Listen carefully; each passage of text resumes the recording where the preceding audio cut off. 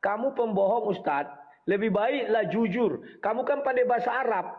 Coba nanti kamu terjemahkan secara Arabnya saja. Terima kasih. Teman-teman. Nah, di sini kita akan membahas tentang masalah penyaliban. Sesuai dengan narasi Bang Rudi yang pertama tadi, kita akan membahas melalui Kristen maupun Islam yang akan dipertanyakan oleh Bang Rudi Yohanes. Penyaliban di dalam Islam tidak menolak terjadinya penyaliban, tetapi menolak oknum yang disalibkan itu adalah Nabi Isa. Hal ini dapat kita lihat di dalam Quran surah An-Nisa ayat 157 yang berbunyi A'udzubillahi minasyaitonirrajim Bismillahirrahmanirrahim wa qaulihim inna qatalnal masiha Isa bin Maryam Rasulullah wa ma qataluhu wa ma salabuhu walakin syubbiha lahum. Di situ dapat kita lihat karena kekafiran mereka ya, Allah Subhanahu wa taala menghukum mereka atas ucapan mereka bahwa mereka telah membunuh Isa putra Maryam ya, Rasulullah. Terus di situ dikatakan wama qataluhu, mereka tidak membunuhnya. Wama sholabuhu, dan mereka tidak pula menyalibnya. Walakin syubbihalahum, tetapi Nabi Isa diserupakan. Nah, dapat kita lihat secara tekstual di sini tidak ada pembunuhan dan tidak ada pula penyalipan Nabi Isa. Tetapi sejarah penyalipan umat Islam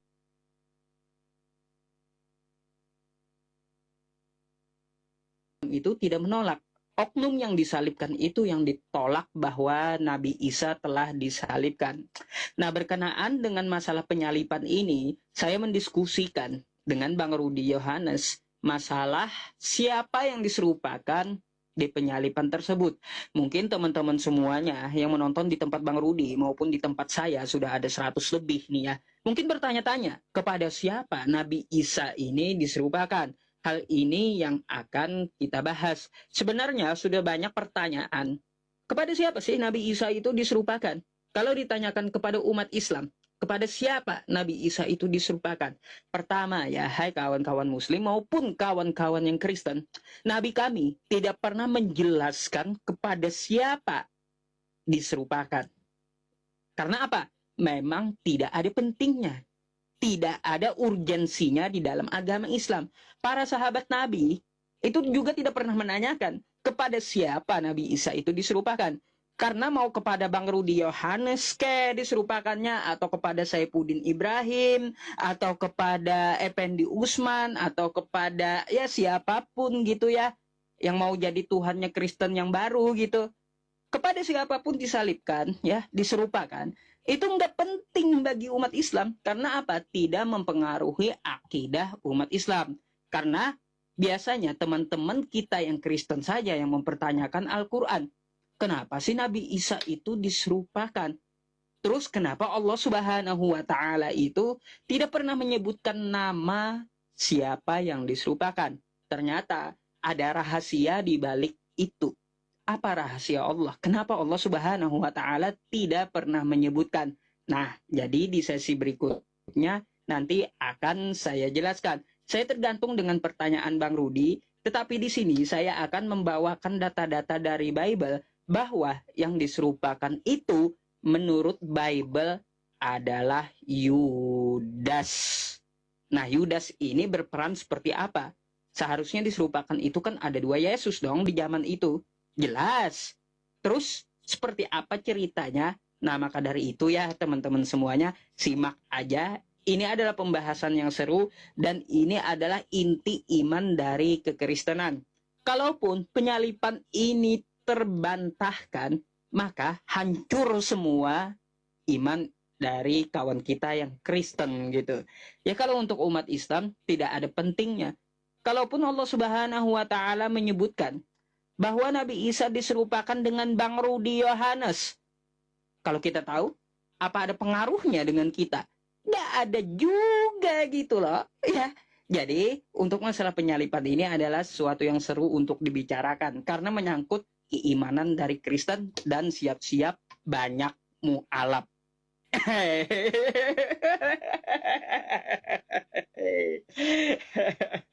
Oke. Mantap, Tat. Mantap. Ya. Ayo kawan-kawan, semangat.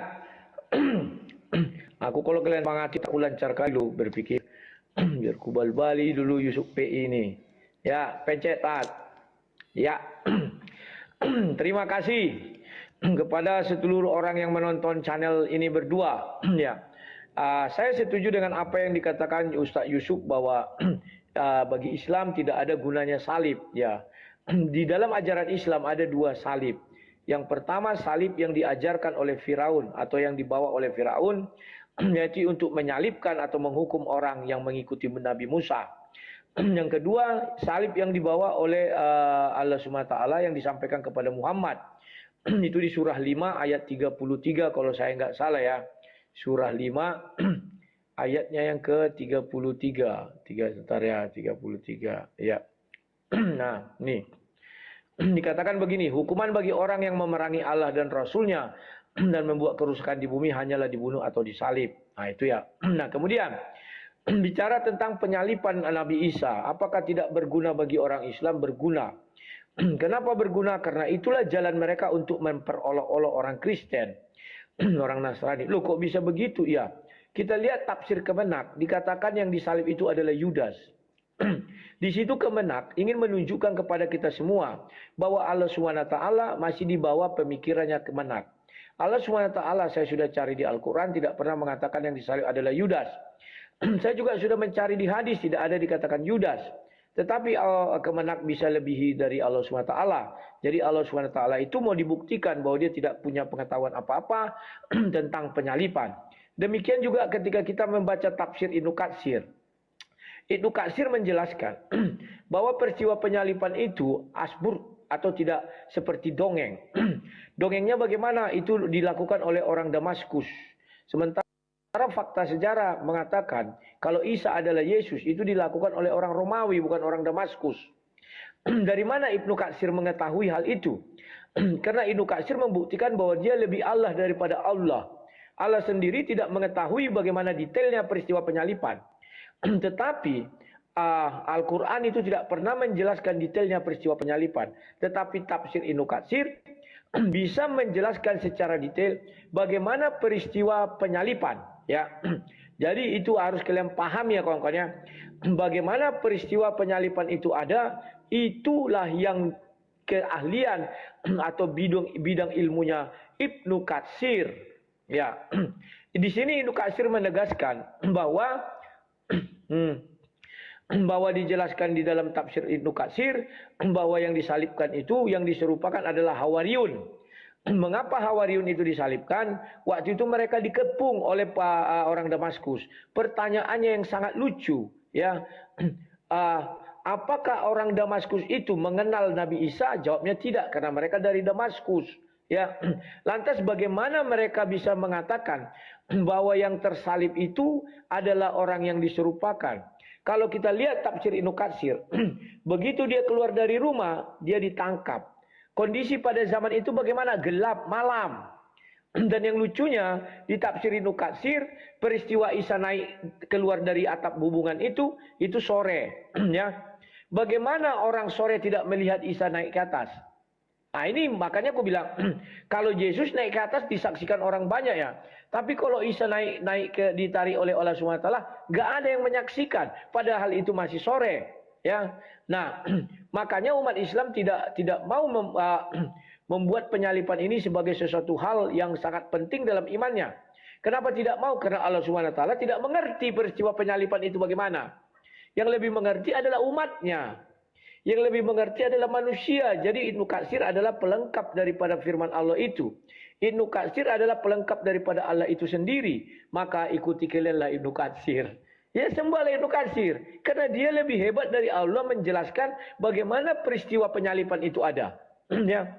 Nah, sekarang apakah Isa yang disalibkan? Lah, kalau Islam mengatakan tidak disalibkan, tapi saya perlu koreksi dulu ucapanmu Ustadz yang surah 4157. Di dalam kita menerjemahkan tidak boleh kita berbohong. Terjemahan yang kau bacakan itu bohong. Tidak ada dikatakan dan kami hukum pula mereka. Mana kalimat Arabnya? Enggak ada. Karena saya sudah diajari kemarin. Kebetulan itu bahasan kita ya. Banyak orang muslim ini sekarang membohongi umat Kristen. Tidak ada dibilang di situ diganti dengan yang diserupakan. Kamu pembohong Ustadz, lebih baiklah jujur. Kamu kan pandai bahasa Arab. Coba nanti kamu terjemahkan secara Arabnya saja. Terima kasih. Mantap.